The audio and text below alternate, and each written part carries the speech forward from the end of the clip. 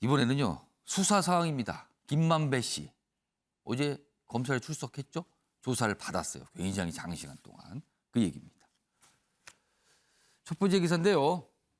유동규 700억 약정설. 그러니까 뭐 700억 약정설, 그다음에 이른바 뭐 천화동인 1호 주인이 누구냐 뭐 이런 거예요, 지금.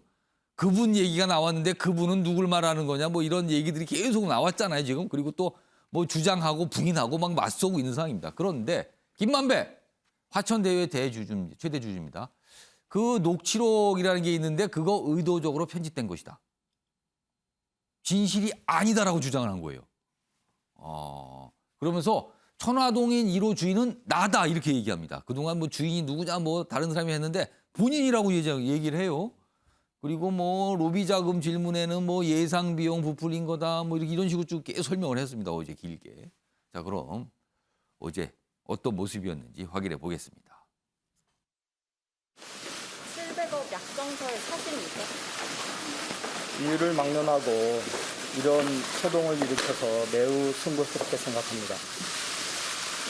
정치권과 법조계에 350억 원 로비했다는 의혹이 제기된다. 어떻게 입장이 되십니까? 검찰 수사에서 성실히 협조하겠습니다. 천화동인 1호 실술도 누굽니까?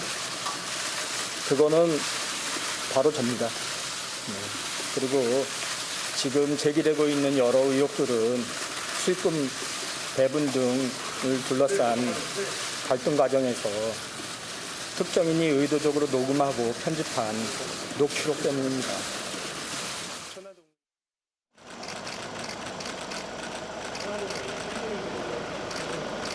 천화동인 1호는 의심할 여지 없이 화천대유 소속이고 화천대유는 제 개인 법인입니다.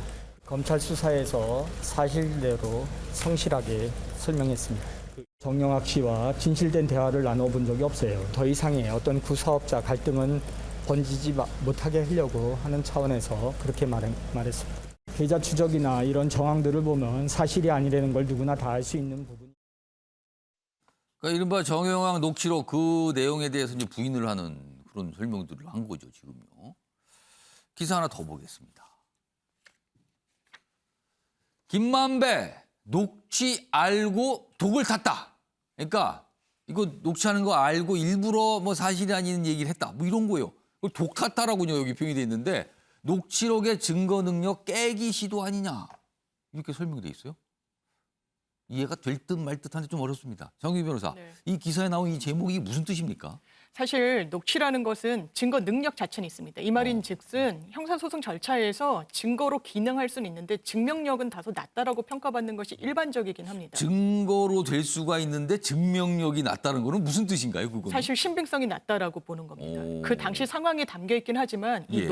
녹취라는 것의 특성상 일방 편집이 가능하고 내용 자체의 그렇습니다. 신빙성은 따져봐야 된다 이런 뜻입니까? 그렇습니다. 오. 그렇다면 이건 또 사안별로 살펴봐야 되는 부분이 있기 때문에 김만배 씨의 대화가 들어간 녹취록의 증명력, 신빙성은 얼마나 높을 것인가. 근데 김만배 씨가 처음에 이렇게 이야기합니다. 정영학 회계사가 낸 것은 굉장히 취사 선택이 됐고 나는 녹취 사실을 알았기 때문에 오히려 거짓 사실관계를 이야기를 예, 그렇게 했다라고 얘기를 했는데 그 주장은 사실 상당히 믿기는 어렵습니다. 보통 본인과 갈등 관계에 있는 상대방이 녹취를 하는 사실을 알면 아주 상식적인 반응은 사실관계를 이야기하지 않거나 어떤 입을 다물거나 그 상황을 회피하는 건데 그렇게 하지 않았다는 겁니다. 다만 이 김만배 씨가 지금 이야기하면서 내가 독을 탔다라고 하면서 상당히 구체적인 사실관계들을 이야기하고 있는 부분에 대해서는 좀 주목할 필요가 있어 보입니다.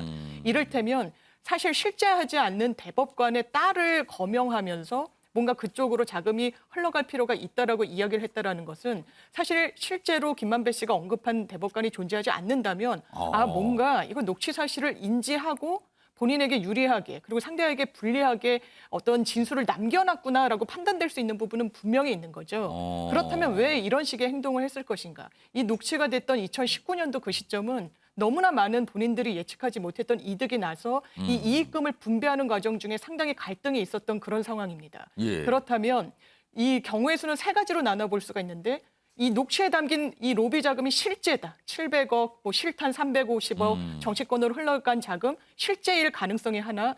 둘째는 그냥 실제 하지 않는 로비 자금을 지렛대로 삼아서 더 많은 이익 배당금을 가져가려고 했을 가능성이 있습니다. 약간 협상 카드처럼 썼을 수 있다. 그렇습니다. 저는 이 세 번째 가능성이 더 높다고 생각하는데 실제 로비도 존재했고 뭔가 이 로비 자금 명목으로 이걸 지렛대로 더 많은 돈을 스스로 서로들 가져가려고 막 섞여 했다. 있다는 거네 그러면 예, 뭐가. 그렇다면 350억, 700억 굉장히 허황된 돈이라 구체성을 띠기가 어려운데 실제로 50억 원이라는 퇴직금이 야권 인사에게 흘러 들어가기도 했고 그렇다면 아주 실체가 없다고 수사기관은 보지 않을 거고 다만 이 구체성은 어디까지가 입증될 것인가가 아마 수사기관에게 남겨진 숙제인 것 같습니다. 그러면 이 녹취록 내용 중에 뭐가 독이고 뭐가 독이 아닌지 이거를 가려내는 것도 굉장히 복잡한 문제가 될 것 같네요 지금.